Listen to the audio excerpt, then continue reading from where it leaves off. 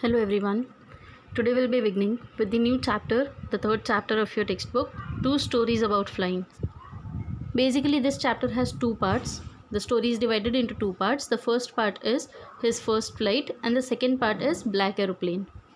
Both the authors are different for both the stories. His first flight is written by Liam O'Flaherty, and the Black Aeroplane is written by Frederick Forrest.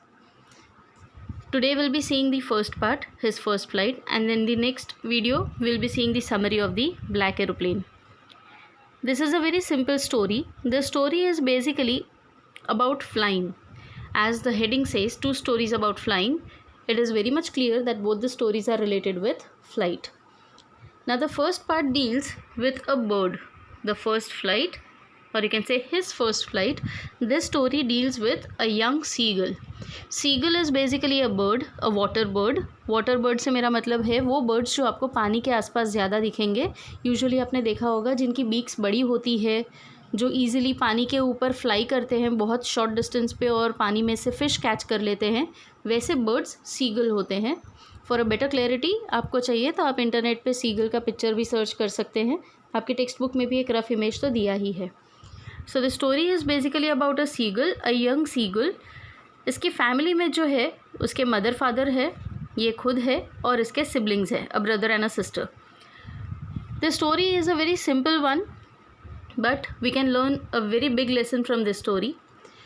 Usually birds जब born होते हैं तो उसके कुछ time तक वो अपने parent पे डिपेंड करते हैं, अपनी मदर पे डिपेंड करते हैं, और थोड़े टाइम के बाद में जब वो इंडिपेंडेंट हो जाते हैं, इंडिपेंडेंट से मेरा मतलब है कि when they learn to fly, तो वो अपना फैमिली छोड़ के वो अपना एक अलग से झुंड बना लेते हैं. ह्यूमंस की तरह कभी एक फैमिली पूरी रहती नहीं है एनिमल्स या बर्ड्स की. वो लोग अपने अपने ग्रुप्स में रहते हैं, अपने क्लैन्स में रहते हैं. सो बर्ड्स का भी वैसा ही होता है. Once they learn to fly, they leave their parents and they become independent. They form their different groups. यहाँ पे ये सीगल जो है वो उड़ना सीख ही नहीं रहा था. This story deals with the fright of this young seagull, कि वो कितना डरा हुआ था, वो हाइट से डरता था, वो उड़ने की ट्राई ही नहीं करता था. इसके पेरेंट्स ने बहुत इनकरेज किया इस यंग सीगल को उड़ने के लिए, उसको सिखाने के लिए, but it was so scared and so afraid that it never tried. उसके जो सिबलिंग्स थे, उसके ब्रदर सिस्टर, उन लोगों को एक बार के लिए उड़ना आ गया था, बट ये अभी तक उड़ना नहीं सीखा था.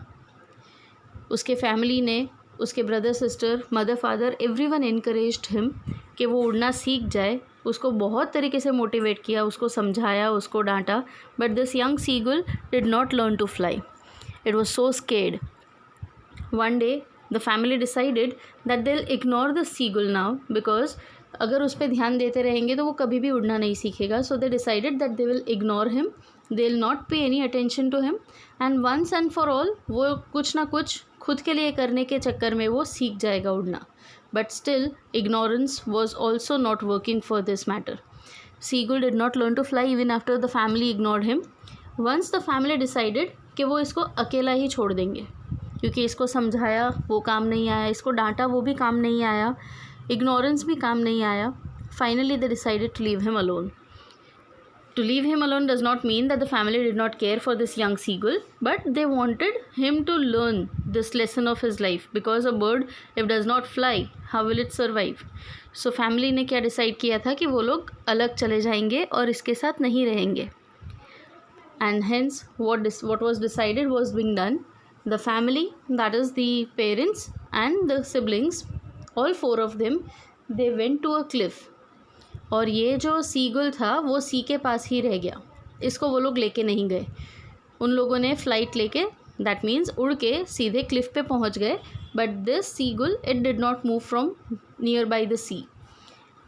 मदर फादर और सिबलिंग्स जो थे वो वहाँ क्लिफ पे क्या कर रहे थे? Let me be very clear. Cliff का मतलब होता है mountain as.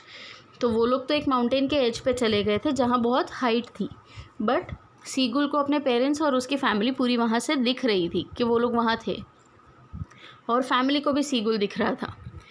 Now what happened here was that the day went on. जब ये लोग अलग हुए, पूरे दिन में सीगल एक ही जगह पे स्टक होके रह गया. वो नहीं चला, वो कुछ उसने नहीं किया, बिकॉज अभी तक तो उसके पेरेंट्स उसको फीड करते थे, पर क्योंकि अब उसकी फैमिली उसको छोड़ के चली गई थी तो उसको फीड कौन करेगा. And as I said, these water birds, they feed themselves. That means they fly above the water and they catch fish from there. पर यहाँ पे तो अब ये उड़ना ही नहीं सीखा था, तो वो कैसे फ़िश कैच करता? पूरा दिन इसको इतनी भूख लगी थी, बट इट वॉज़ हेल्पलेस, कुछ नहीं कर सकता था. उसने सडनली अपनी मदर की तरफ देखा जो एक फ़िश कैच करके आई थी अपनी बीक में, और जो क्लिफ़ पे बैठी हुई थी. इसको अपनी मदर को देख के, फ़िश उनकी बीक में देख के मुंह में पानी आने लग गया इसको, क्योंकि भूख तो वैसे ही बहुत ख़राब लगी थी. He was going crazy with hunger.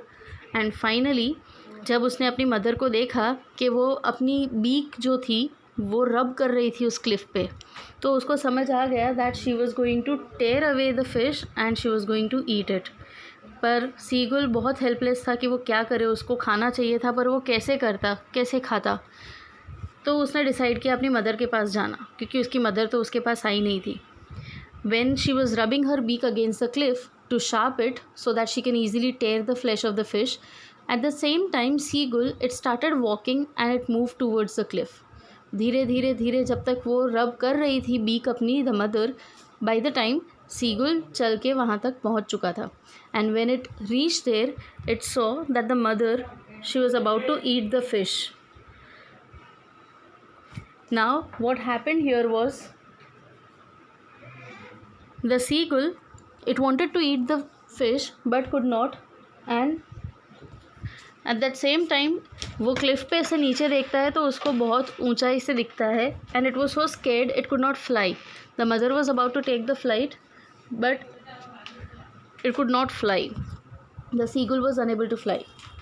वो धीरे से नीचे देखता है और वो ट्राई करता है उड़ने की, क्योंकि उसको भूख लगी थी. वो हर बार अपनी मदर पे डिपेंड नहीं कर सकता था, सो उसको एक बार ट्राई करना था. And no doubt without any intention उसने एक बार के लिए वहाँ से नीचे देखा and it took a jump from there, और वो सक्सेसफुल हुआ. It learned how to fly. This was how this young seagull learned his first flight, और इसीलिए चैप्टर का भी नाम है his first flight. From then on, it could also eat, could fly, could live his life, and the family was very happy as well. वो लोग फिर साथ में रहते थे जब तक कि इन लोगों के अपने खुद के क्लैन नहीं बने. So this is the summary of the first part of 2 stories of flying, the first flight, or you can say his first flight. We'll be reading the chapter in detail and we'll understand the content better in the next session. Till then, thank you.